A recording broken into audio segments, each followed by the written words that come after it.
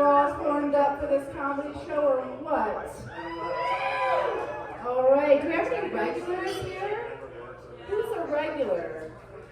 Come closer, people. Let's have a show. Come fill these seats. I have a question. Okay, maybe the regulars not time. We have a question for locals. What is this place actually called? Orange Toad. No, but you don't be like, let's get some drinks at the Orange Toad. It's a mouthful. You're going down to the Toad. That's what I thought. Oh man, I would fit in right away. I'd be like, let's go to the Toad. All right, well, now that we got that housekeeping out of the way, let's get into it. So, I went to college in Bellingham, Washington. You guys know it? You guys know Bellingham? It's where hippies go to multiply, live long, and propagate the planet. So every year in Bellingham, they have a naked bike ride. And yeah, it's like, body positivity, climate change awareness. Let's paint our bodies and ride naked. Yeah. So one year, this guy shows up, super gung-ho about the naked bike ride, but he doesn't have a bike. So my friend Naked Zach, who's running the thing, he's like, yeah, that's his name, Naked Zach. I mean, that's what we call him, totally normal. He's like at the co-op in his loincloth. We're like, what up, Naked Zach? But yeah, Naked Zach's like, yeah, that's cool. You could just run alongside the bike ride. It's human powered, right? Yeah, but Bellingham's a very hilly place. Somebody's talking over me. It's just really distracting. I'm trying. I'll just yell. Fuck it. This is a good story. I'm gonna fucking yell. All right. So Bellingham is a very hilly place. So as soon as the bike brigade went down the first hill, the guy couldn't keep up. He's just a naked guy running down the street. And he gets arrested for indecent exposure. He goes to jail. And the hippies throw him a fundraising party to bail him out of jail, right? And I go to that party, and it's a sliding scale fee to get in, all right? Fully clothed, $5. Underwear, $1. Totally naked, totally free. And I'm cheap and not very modest, so I don't pay to get into this party. But I brought my daughter with me, so I paid $1 so that she could wear underwear. I'm a good mom. But what we didn't consider is that everyone else at this party would also be cheap and not very modest. So nobody paid to get in. Everyone's naked. This guy's not getting bailed out of jail. But that's fine because he's a fucking moron anyway. I mean, what do you think's gonna happen when you run down the street with your dick out? You know what I'm saying? What I also didn't consider is that my daughter was 6 at the time. So she's just like eye level to all the dicks. So we're just like wading through the kitchen of dicks. We find a couch, we collect ourselves. She finds her seat, climbing trees outside with the other kids in their underwear. But I'm just sitting on this couch like, this is a skanky ass fucking couch. I probably should have paid $1 to wear underwear. And that's where I went to college. So I went to high school in Priest River, Idaho. Do you guys know Priest River? You know Priest River? Oh, bless your heart. You're from Boise. See, I always say that it's 2 separate states, and Boise people don't know North Idaho. Aw, how sweet. Well, Priest River is this little logging town up in the Panhandle. And it's a logging town. There's lots of like logger people, lumberjacks. That's the one. And my best friend's dad thought that a certain Tom Petty song went like this. 'Cause I'm a tree falling. Yeah. My best friend's brother, he wasn't much smarter. He got the nickname Scope Boy from getting wasted off a bottle of Scope mouthwash, stealing a tractor, and crashing it into a tree. Singing. I'm a tree falling. Come on, you guys. We want to have fun tonight. Let's do this. My best friend, though, she was so smart. She went to the senior keg as a freshman and got wasted off piss-tasting beer. So when one of the senior guys switched her beer cup with a cup of piss, she didn't notice. What was her nickname? Piss drinker. Yeah. But it's been a while since I've lived in North Idaho. But my dad still lives there, and we don't talk very often, but when we do, we'll talk on the phone for like 4 hours about aliens.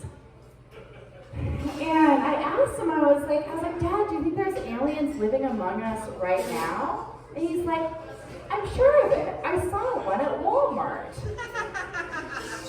And I was like, Dad, what was this alien doing at Walmart? And he said, well, he was shopping for clothing. Like he had never seen clothing before. And I was like, was this alien naked? He said, no, he was wearing all black with black sunglasses. And then I realized, my dad has no concept of what a crackhead looks like. He's been living in North Idaho so long that aliens are the only explanation for all strange things. But like I said, it's been a while since I lived there, so it's been a while since I've been white trash. But I saw some real white trash shit the other day, you guys. Made me feel right at home. My neighbors were using a bath mat as their doormat. That's just not done, you guys. That's like wearing your bathrobe to the grocery store. Like, unless you're the dude from The Big Lebowski. No, and I don't think the dude lives there, but I was thinking, if they got a bath mat on their doorstep, do they got a welcome mat in front of their shower? Like, welcome in. Maybe the dude does live there, and that's why he's always wearing his bathrobe. He's not lazy, he's just ready to be invited into the shower.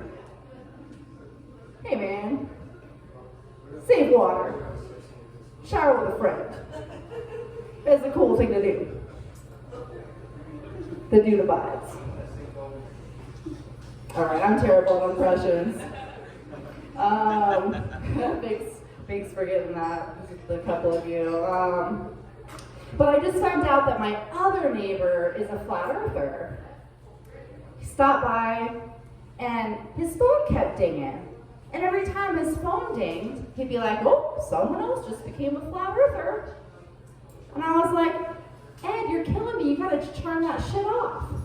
And he goes, no, it gives me hope. And I'm like, what is this app? Every time a bell rings, an angel gets its wings. Every time my phone dings. I don't know what happens there. How do you get converted to that shit, you know? I mean, obviously, the earth is round and hollow. Where else do you think the lizard people live? But I've always wanted to meet a flat earther in real life. You know, ask them some questions, pick their brain a little bit, see if there's anything in there. But I also just really want to be called a globetard to my face. But now that I have one on my doorstep, I don't say nothing. I just stand there like a fool waiting for the YouTubes to start flooding my inbox. What can you do? Is anyone single here? Where are my single people at? No, not Ian, no. Ian, what are you guys doing? Are you swiping your life away on Tinder or what? It's weird, right? Shopping for people online. You're like, no. Maybe, oh, actually, no. Actually, that's the way the girls do it. The guys swipe right on everyone and sort out their matches later.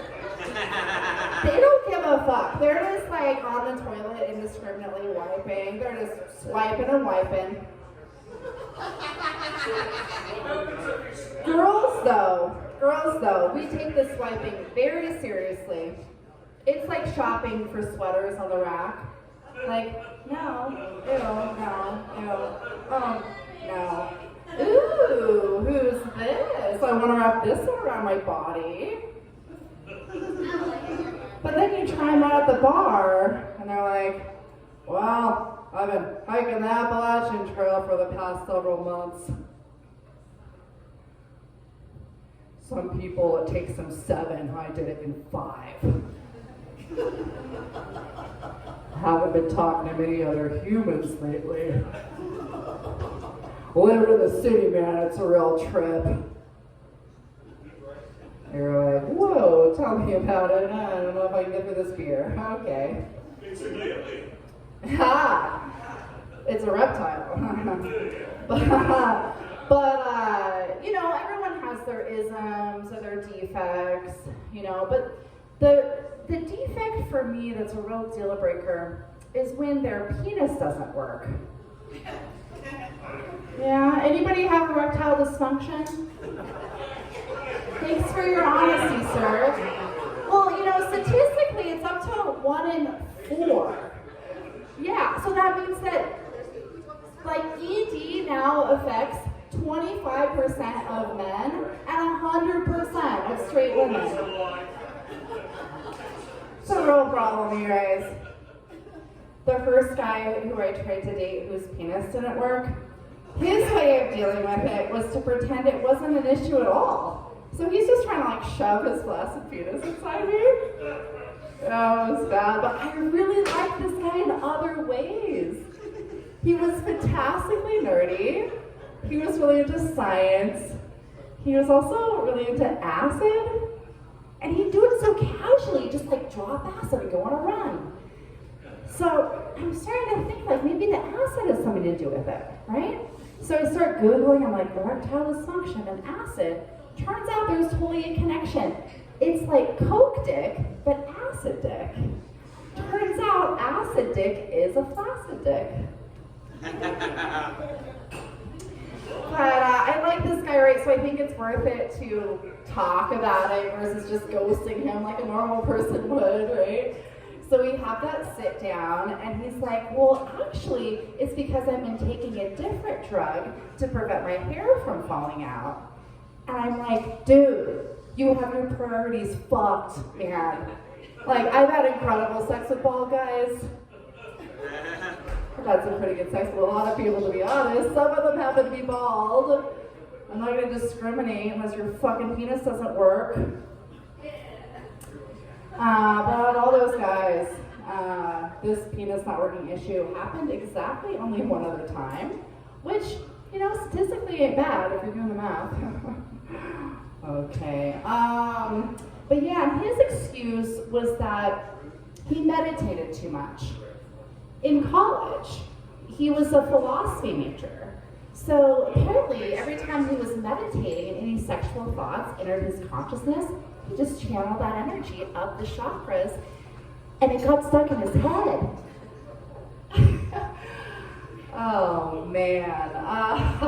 For all I know, all that sexual tension since college is still stuck in his head.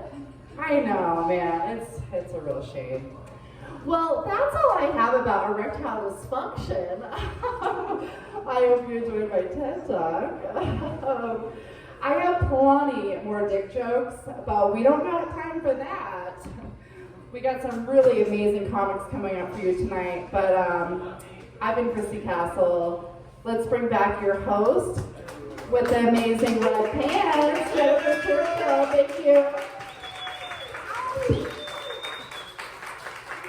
Christy Castle, everyone. I've done acid once. I've done ayahuasca 18 times during the COVID recess. Now I can talk to you.